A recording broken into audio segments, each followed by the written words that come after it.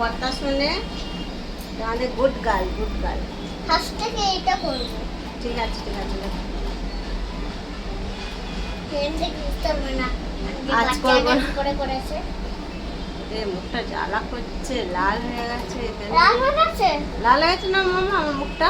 তা চুলকে চুলকে করে দিচ্ছে। চুলকে চুলকাচ্ছে না, জ্বালা করছে। দেখেছো আমার দেখেছো আর কি সুন্দর স্কিনটা ভালো হয়ে গেছে তোর স্কিনটা। আমার স্কিনটা পচা বলো মাম্মা।